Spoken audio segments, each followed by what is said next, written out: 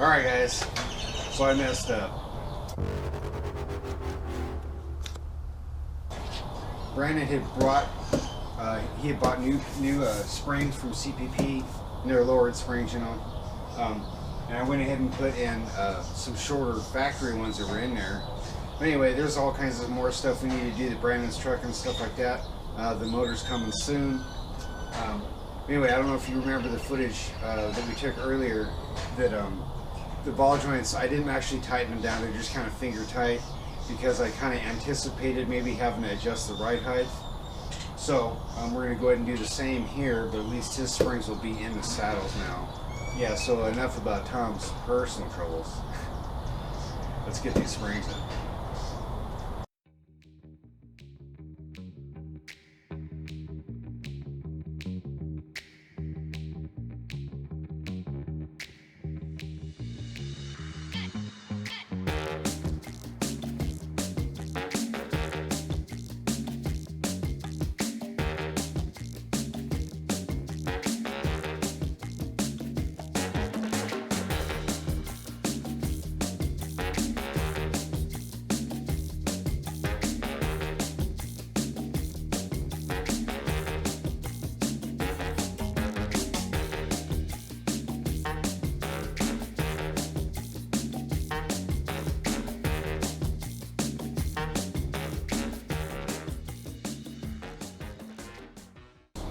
Looks like I'm sure this is probably the control arm side. I'm guessing because this wind at the top is smaller, and theoretically that should sit in the saddle that's on the frame. Let's check it out.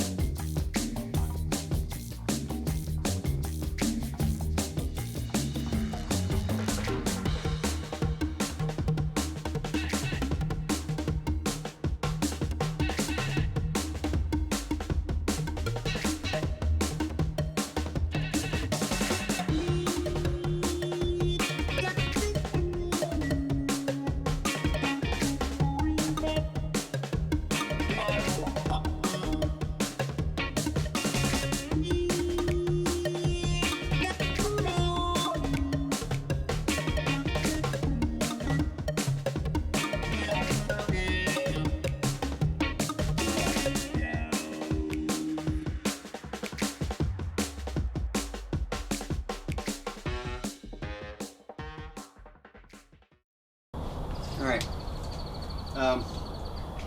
now changing springs can be a little dangerous. I'm sure a lot of you have found out on your own. The reason why I'm not too concerned with flip-flopping this stuff is because I know those are shortened and there's hardly any tension on them at all. But if you're dealing with factory length springs, take heed. Watch your ball joints, stuff like that. If you have full-length springs and you got a lot of tension on it, ideally you want the floor jack all the way out as far as you can get on the lower ball joint. That way you can get, that's all the leverage you can get. And just be safe, guys. Because it's no fun when somebody gets hurt. At least that's what they tell me.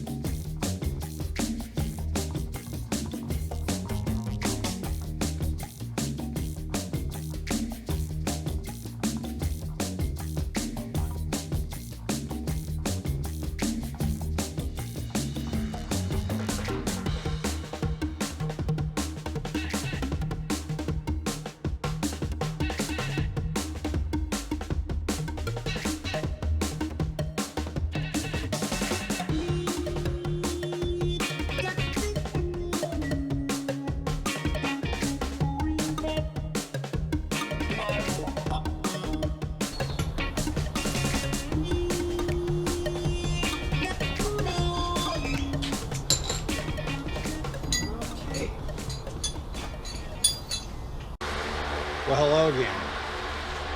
This is Tom, and this is Odd Rod Garage at 3,000 degrees. I'm just kidding. Only about 112.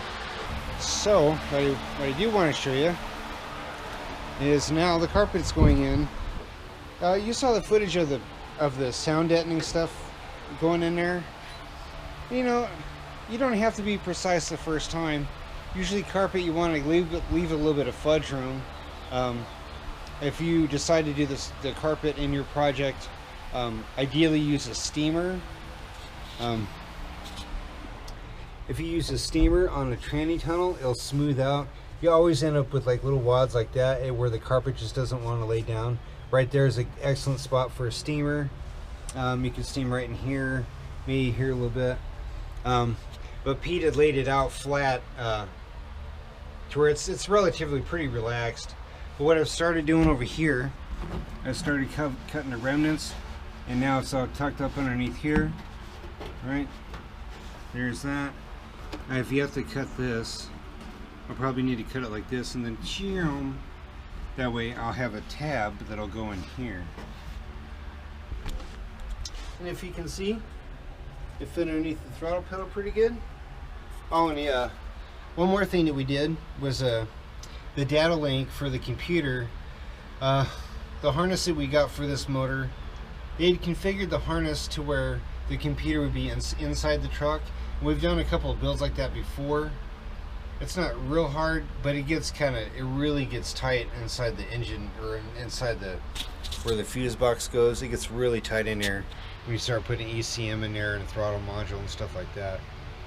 So we elected to keep the computer on the outside in the engine bay, which works out well. But all that meant was that we had to extend our data link wires for the pigtail, and we had to extend it probably 3 foot. But now his data link is right there, so you plug into there and you can scan it, and it's pretty cool. So anyway, that's my day in a nutshell so far. So let's go ahead and get some of this carpet rough cut, and we'll start laying it down a little flatter, and then we'll do some fine trimming. Alright, now that I'm trying to drown from my drink, okay, when you're putting in carpet, first off, you'll see this rubber pad here, this guy right here. So what I do is, that rubber pad does not go all the way to the kick. It goes just before it. So I always position it right there, and it was already there. And next, you kind of spread it out a little bit. But before you start cutting stuff, make sure that that pad is square to the dash. We can start trimming some stuff here. So it looks like if we went, there's that right there. So it looks like if we went about an inch further,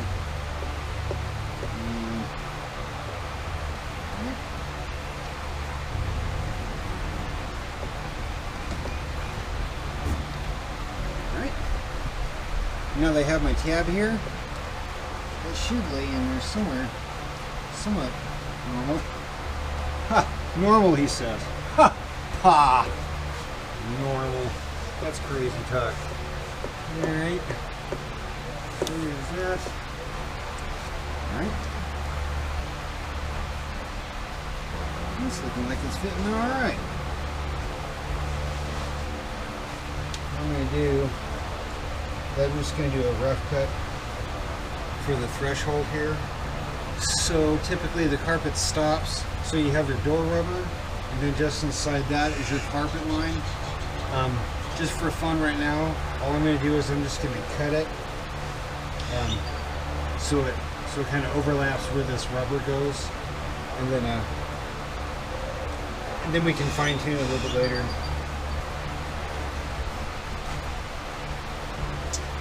So that looks pretty good right there.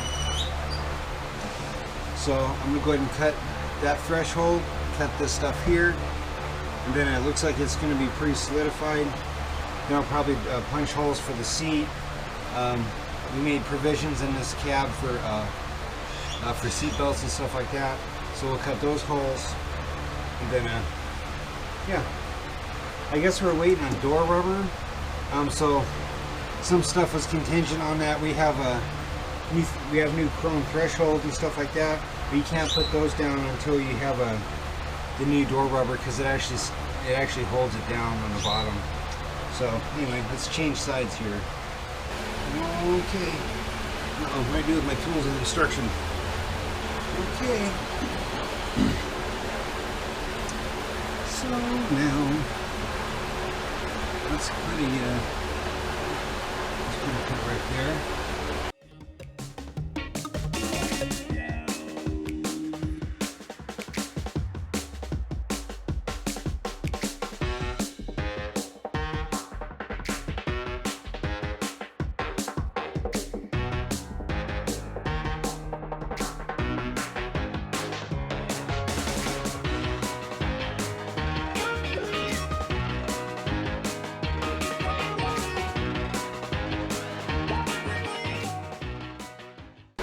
We get a small screwdriver and stab it where the holes are. And then come back with a razor blade and kind of open it up a little bit. Alrighty. Well, let's go ahead and start with stabbing the seat holes. And then we'll do the 2 seatbelt holes over here. And then theoretically it'll be done until we have our rubber, our door rubber and stuff like that. Yeah. So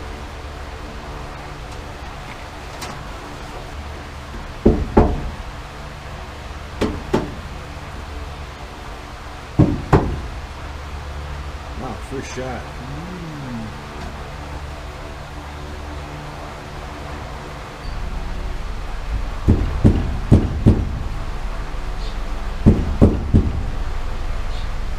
So what we're doing is we're doing the windlass in here, and also this front runner too.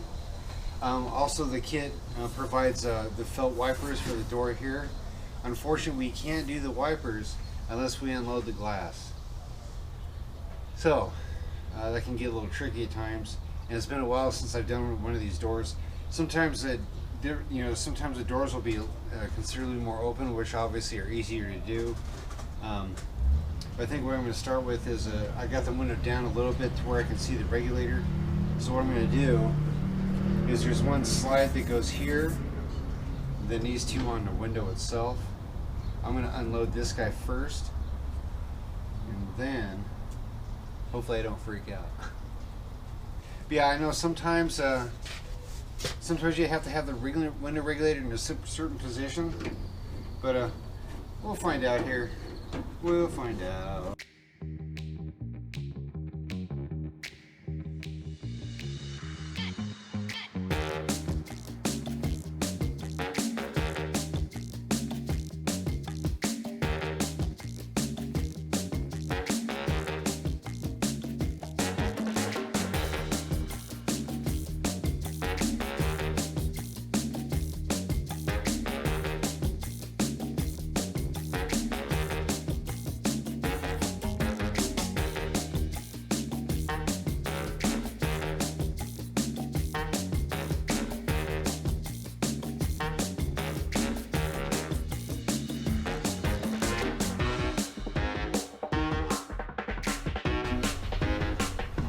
Actually turned out easier than I thought. Anyway, we're gonna start by cleaning this channel up.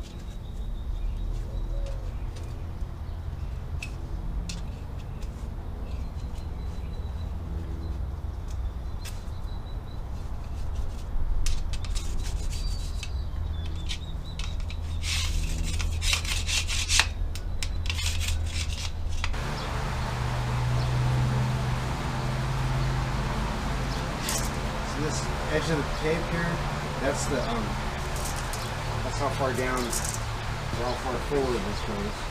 Because I believe this stuff has to go in prior to the wipers. That's my theory anyway. That's what I'm planning.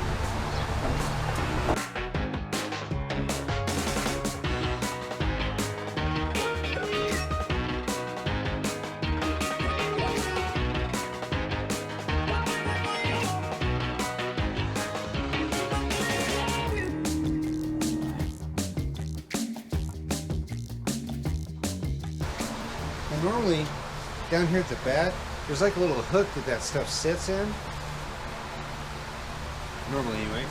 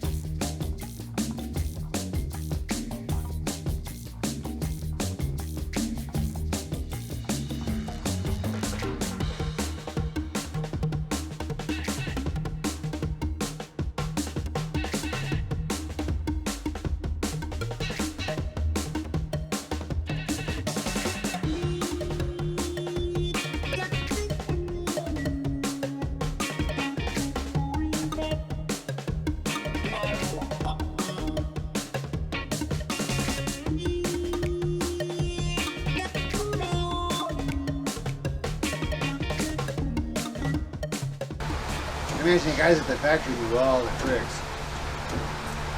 I imagine.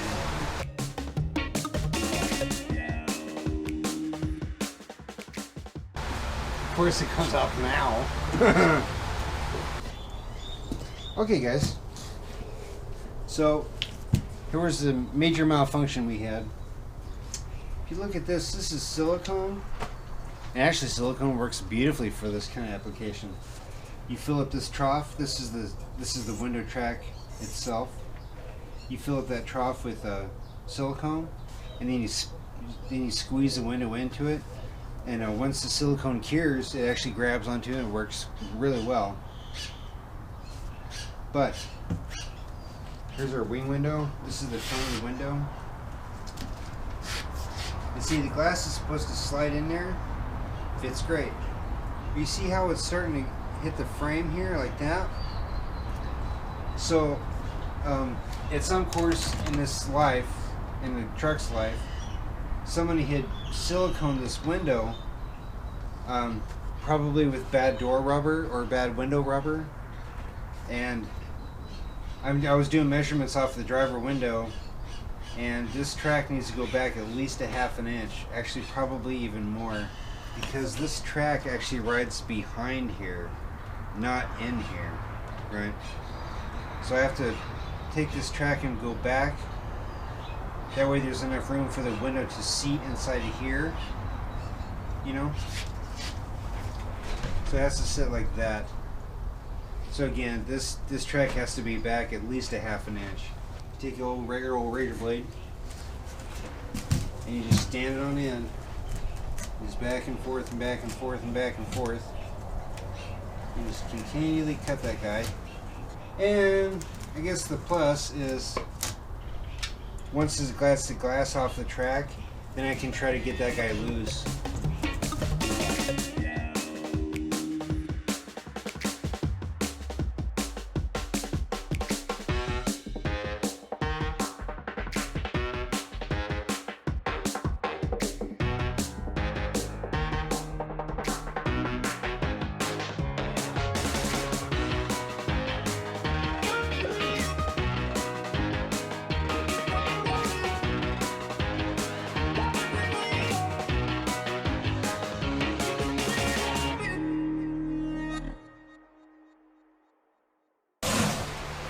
Hey, real quick, Tommy may have already told you, but this has been siliconed on in the wrong location, so the window won't roll up.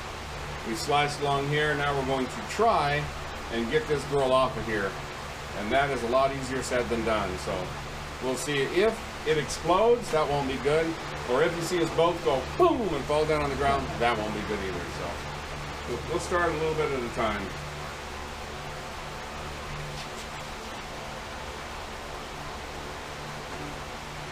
Not going. This is tempered glass, so you can't put a screwdriver in there and pry it. It'll just shatter it instantly. The last hour will be for now. Yep. Well, how far in did you go? Quite a bit. Yeah, what we need is a call it Upa knife or something like that for a little window pan. No, you can put out a real long blade on it. Where's the new blade? It's always something.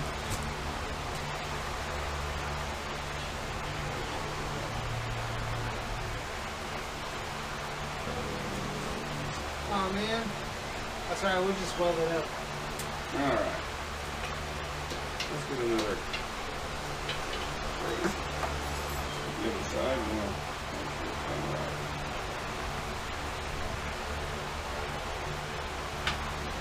Alright, we're going to try it. We just broke another one.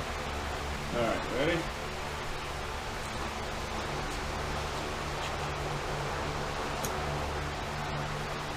Oh, this is close now.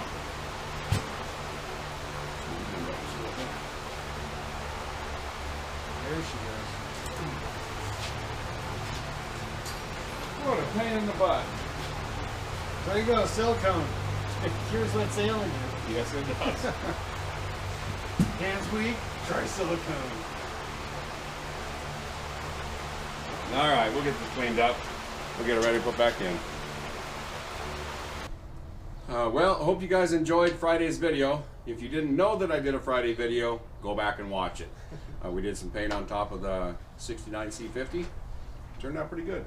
I'm liking it. So Needs a name. she needs a name. Belinda. Oh. I don't have any idea. Helga.